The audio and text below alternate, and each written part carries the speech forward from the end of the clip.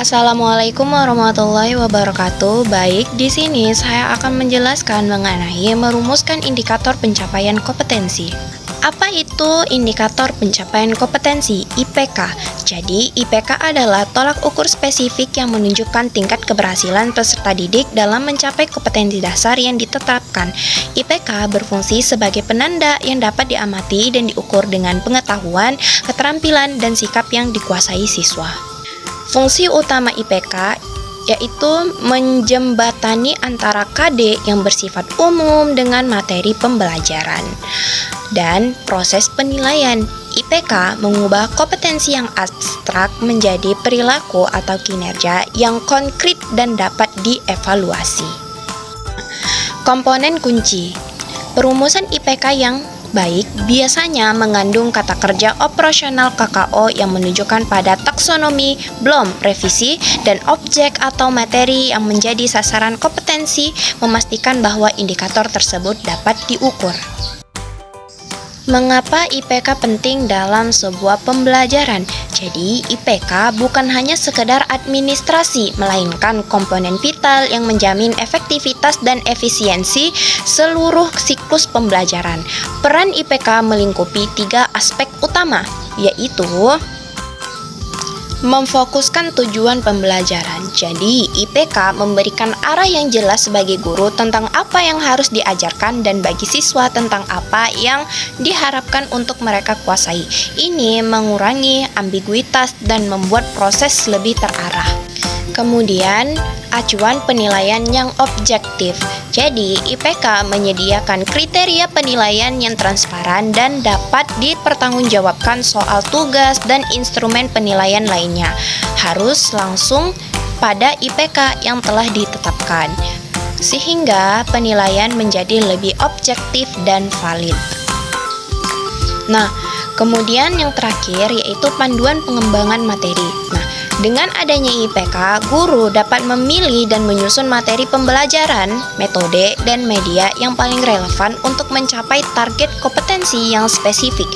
Ini memastikan materi yang disampaikan benar mendukung pencapaian KD. Ada 3 jenis kompetensi yang diukur melalui IPK. Nah, jadi IPK ini harus mencakup dimensi kompetensi secara utuh sesuai dengan tuntutan kurikulum. Yang pertama yaitu sifat atau afektif, yaitu mengukur perilaku, nilai, dan emosi. Contohnya itu seperti menunjukkan, menghargai, berinteraksi. Kemudian yang kedua pengetahuan kognitif, yaitu mengukur pemahaman konseptual dan faktual. Contohnya menjelaskan, mengidentifikasi, menganalisis. Kemudian yang terakhir yaitu keterampilan psikomotorik, yaitu mengukur kemampuan melakukan sesuatu tindakan atau prosedur. Contohnya membuat, melakukan, menyajikan. Prinsip-prinsip perumusan IPK yang efektif. Yang pertama yaitu spesifik dan jelas. Hindari kata-kata yang ambigu. IPK harus langsung menunjuk pada perilaku yang diharapkan. Yang kedua terukur. Harus dapat diukur pencapaiannya melalui instrumen penilaian yang relevan. Kemudian yang ketiga, relevan, selaras dengan kompetensi dasar dan tujuan pembelajaran yang telah ditetapkan. Kemudian yang terakhir, yang keempat, yaitu fleksibel, dapat disesuaikan dengan potensi dan kebutuhan peserta didik tanpa mengurangi esensi KD. Langkah-langkah merumuskan IPK. Proses perumusan IPK dilakukan secara sistematis dan bertahap, dimulai dari analisis hingga finalisasi. Langkah yang pertama yaitu analisis KD dan materi pokok. Kaji secara mendalam kompetensi dasar untuk mengidentifikasi kata kerja yang terkandung dan kedalaman materi yang dikuasai. Tentukan level kognitif C1 sampai C6 untuk ranah psikomotorik yang menjadi target. Kemudian, yang kedua, pemilihan kata kerja operasional.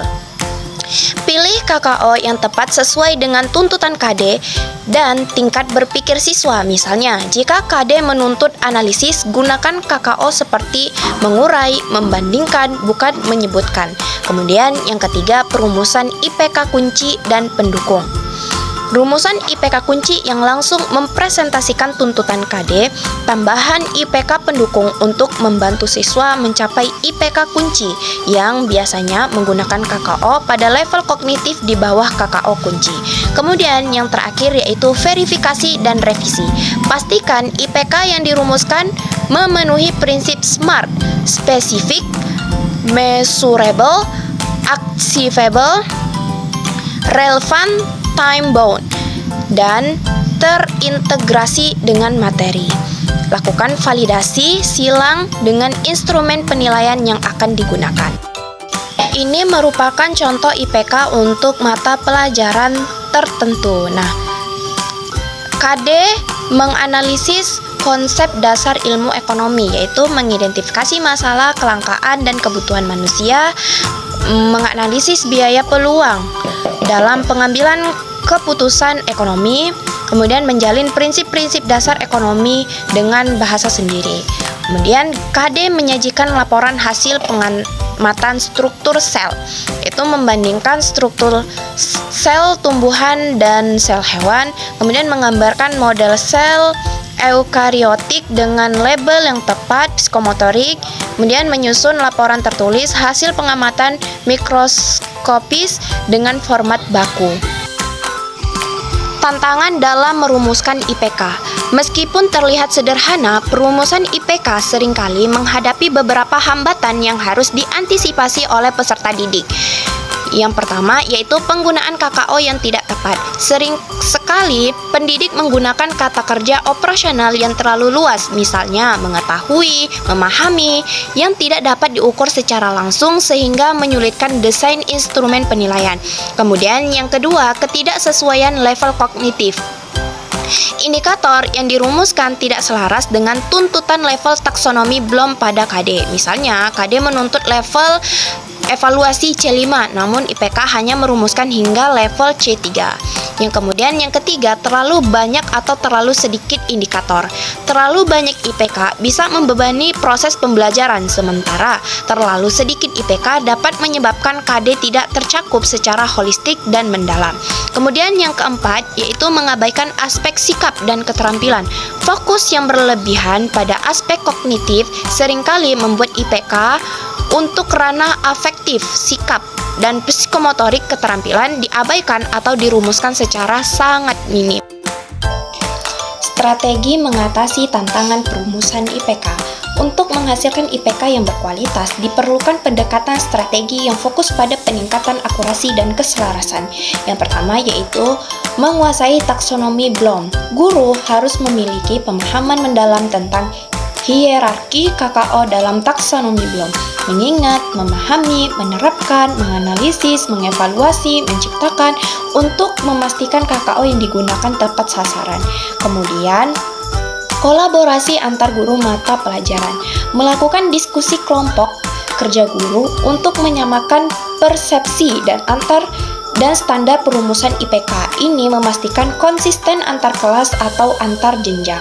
Kemudian yang terakhir, matriks analisis keterkaitan, yaitu membuat matriks yang memetakan hubungan antara KD, IPK, materi, dan bentuk penilaian.